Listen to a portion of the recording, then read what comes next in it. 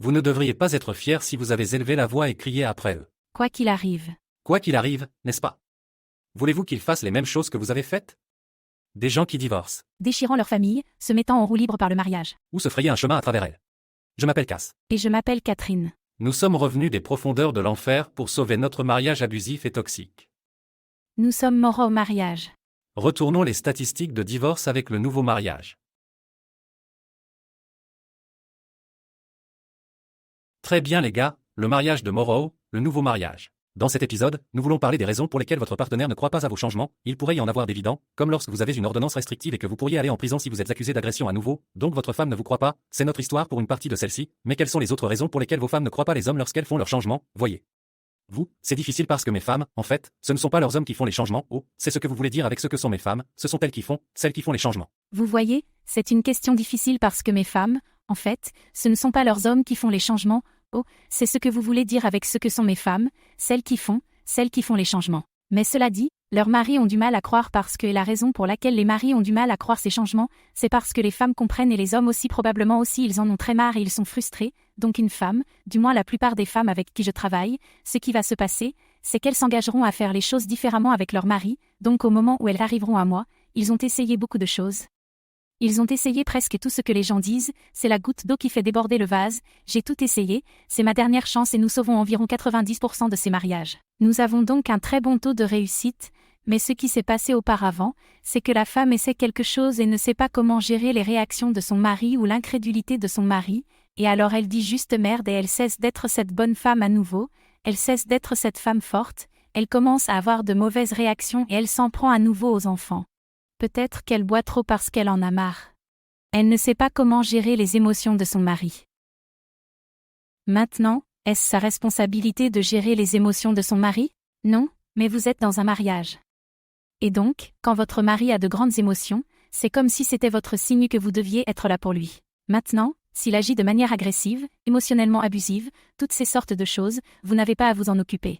Il y a des façons comme nous pourrions en parler dans un autre épisode, mais quand votre mari ne croit pas à vos changements, c'est probablement parce que vous avez fait des promesses tant de fois dans le passé, mais que vous n'aviez pas les compétences pour faire ces changements. Maintenant, s'il agit de manière agressive, émotionnellement abusive, toutes ces sortes de choses, vous n'avez pas à vous en occuper. Il y a des façons comme nous pourrions en parler dans un autre épisode, mais quand votre mari ne croit pas à vos changements, c'est probablement parce que vous avez fait des promesses tant de fois dans le passé, mais que vous n'aviez pas les compétences pour faire ces changements. Vous n'aviez pas les compétences nécessaires pour soutenir votre mari lorsqu'il a remis en question ces changements. Et donc vous avez abandonné, vous avez échoué, vous avez reculé, vous avez changé à nouveau. Et puis votre mari, il est comme, d'accord, qu'est-ce qui est différent cette fois-ci? Vous êtes évidemment, c'est comme, excusez-moi, si quelqu'un veut perdre du poids et qu'il continue, à trop boire, à aller au McDonald's, quoi que vous fassiez, vous ne perdez jamais ces 20 livres. Et donc, j'ai eu des maris, nous avons travaillé dans le... Eh bien, c'est parce que vous n'avez pas fait ce que vous avez dit que vous alliez faire ou que vous l'avez commencé et que vous l'avez arrêté. Vous n'aviez pas les compétences. Vous n'aviez pas la responsabilité de rendre des comptes. Vous n'aviez pas le soutien. Vous n'aviez donc aucune chance d'être en mesure d'apporter ces changements. Alors votre mari pense que vous êtes un loup qui crie. Je pense que c'est la même chose et vice-versa. Je pense que c'est la même chose et vice-versa. Et je pense que nous pouvons le simplifier. Si vous faites des changements et que vous voulez grandir, non seulement survivre, mais prospérer dans votre mariage. Tout d'abord, c'est ce que Catherine a dit au sujet de l'intégrité, pouvez-vous donner suite à ce que vous dites en ce moment? Cela ne veut pas dire que vous pouvez être parfait à chaque fois, cela ne signifie pas que vous n'avez pas d'ajustement à l'horaire ou quoi que ce soit d'autre, ou simplement les choses. Cela doit être fait, mais vous devez aller jusqu'au bout afin que vous ne puissiez pas simplement commencer à mieux communiquer, essayer d'avoir des conversations, puis arrêter, vous ne pouvez pas simplement faire cela, puis ne pas sortir votre partenaire et passer un bon moment ensemble, vous ne pouvez pas le faire et ensuite saper la parentalité ensemble, n'est-ce pas? Vous devez donc comprendre toutes ces choses. Prenons l'exemple de la parentalité. Tout d'un coup, vous avez un point de vue différent. Par exemple, nous enseignons à nos gens dans nos programmes une méthode de parentalité connectée totalement différente de celle que nous avons reçue de Peace and Parenting. Et fondamentalement, c'est différent de la façon dont nous avons été enseignés, notre génération, n'est-ce pas? Presque toutes les générations en fait. Et donc, souvent, il y a beaucoup de désaccords entre vous et votre partenaire. Et donc, lorsque l'un d'entre vous participe à l'un de nos programmes et que vous faites cela, vous guidez votre partenaire à travers un nouveau chemin parental connecté qui, soit dit en passant, fonctionne très bien pour votre partenariat ainsi que pour votre mariage, alors nous le faisons et c'est maintenant. Ne va pas bien, donc cela sape certaines des choses simples et faciles, comme l'emploi du temps ou cette conversation de bonjour, comment votre journée s'est bien passée ou les dates sont gênantes, ce n'est plus amusant et donc vous commencez à faire volte-face, vous êtes tous un peu ce gros gâchis, nous ne comprenons pas ce qui se passe. Donc, après l'intégrité, la prochaine chose que vous devez faire est de trouver toutes les petites compétences dont vous avez besoin, et donc une fois que vous avez composé l'intégrité, vous continuez à empiler vos compétences et maintenant vous continuez à faire preuve de plus d'intégrité, puis une fois que vous avez fait cela, vous devez passer à la réponse et non à la réaction, parce que votre partenaire ne va pas le faire, il va être comme ce que c'est que la merde qui êtes-vous, je n'y crois pas, je ne le crois pas, je ne vais pas retomber dans le panneau, combien de temps cela va-t-il durer, pourquoi ne l'avez-vous pas fait il y a 20 ans, n'est-ce pas, pas trop peu, trop tard et cela m'amène dans l'ensemble des actions qui parlent plus fort que les mots et j'ai une façon vraiment unique de voir les choses, donc dans ce cas, c'est vrai, les actions parlent plus fort que les mots. Trop peu, trop tard, et cela m'amène à l'ensemble, les actions parlent plus fort que les mots et j'ai une façon vraiment unique de voir les choses, donc dans ce cas, c'est vrai, les actions parlent plus fort que les mots. Moi dans l'ensemble, les actions parlent plus fort que les mots et j'ai une façon vraiment unique de voir les choses, donc dans ce cas, c'est vrai, les actions parlent plus fort que les mots parce que vous avez dit que vous alliez faire ces changements, vous avez dit que vous alliez faire X, Y, Z et vous ne donnez pas suite pour que votre partenaire vous fasse confiance, vous devez aller jusqu'au bout, le suivi est une action, mais à l'inverse côté, je dis à beaucoup de mes femmes que les actions ne sont pas plus éloquentes que les mots et que la raison en est que parfois un mari dira qu'il veut rester marié. Donc, quand je fais mes appels de sélection avec les épouses, je pose beaucoup de questions différentes, puis je leur dis « Comment se sent votre mari ? Savez-vous ce que ressent votre mari ? Savez-vous à quel point votre mari est engagé ?»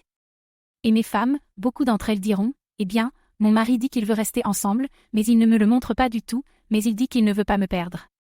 Il dit qu'il ne veut pas divorcer. Il me dit qu'il m'aime.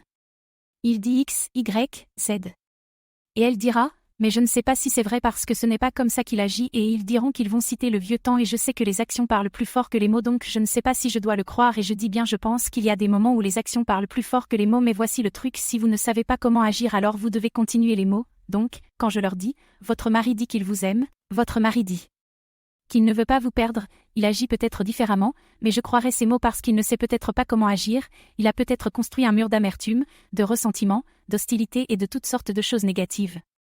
Donc il ne peut pas, il n'a pas accès à la personne qu'il était. Il doit faire le travail nécessaire pour accéder à cet homme, pour agir de la manière dont il le dit. Mais dans ces moments-là, vous savez, vous devez vous rappeler que votre mari n'est pas une personne parfaite à moins que vous ne soyez mon mari. Oui. Mais je vais te montrer comment, mec. Ouais. Mais dans ces moments-là, quand votre mari vous dit « Je t'aime et je veux être avec toi » alors qu'il ne l'aime pas quelque part au fond de toi. Oui, il sait comment vous montrer de l'amour. Il sait qu'il sait comment vous montrer qu'il veut être avec vous, mais il est rattrapé, comme je l'ai dit, par l'amertume, le ressentiment, l'hostilité, la colère, l'insécurité, la peur, et cela l'en empêche.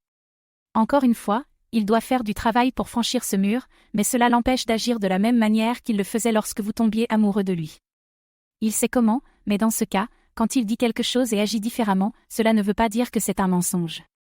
Cela ne signifie pas que vous devez croire ses actions plutôt que ses paroles. Vous pouvez croire ses paroles, mais c'est l'une des raisons pour lesquelles vous ne croiriez pas votre mari, mais c'est ce qu'il dit avec suivi et ce sont quelques-unes des choses qu'il enseigne, mais en tant que femme, si votre mari ne suit pas, ce n'est pas de votre faute si vous ne le croyez pas, ce n'est pas de votre faute si vous pensez qu'il va échouer ou qu'il va reculer, mais il dit les mots qu'il veut le faire, cela signifie qu'il a besoin d'aide, oui, et vous savez plus loin. Oui, et vous savez, en plus de cela, peu importe qui se présente différemment, la réponse où nous appellerions cela une réaction, eh bien, j'appellerais cela une réaction que vous obtenez au lieu d'une réponse, ce qui signifie une réponse, une bonne réaction, une mauvaise, c'est parce qu'ils savent qui vous êtes et que tout le monde sait ce qu'ils sont censés dire. Ouais, je veux réparer le mariage, je vais suivre une thérapie, oui, c'est ce que tu es censé dire, n'est-ce pas, et donc quand tu as cette incrédulité, ce mode d'auto-préservation, je ne vais pas retomber dans le panneau, trop peu, trop tard, toutes ces choses que les gens disent bien ou agissent. D'une certaine manière, vous devez continuellement vous présenter en sachant que votre partenaire vous en veut. Par exemple, où avez-vous été au cours des 20 dernières années? C'est la raison pour laquelle je dis que c'est juste un qui s'est produit hier, vous savez où êtes-vous allé, pourquoi avez-vous fait cela 20? Il y a des années, j'ai eu des gars qui ont fait ces beaux week-ends et leur femme veut juste dire tout le voyage sur l'endroit où il s'est passé au cours des 20 dernières années ou le savoir et vous pouvez répondre à l'émission d'insécurité que nous avons aimée quand vous commencez à comprendre cela.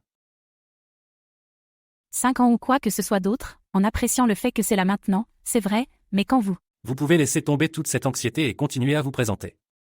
C'est la seule façon de faire avancer les choses. Vous devez littéralement être la personne que vous voulez être.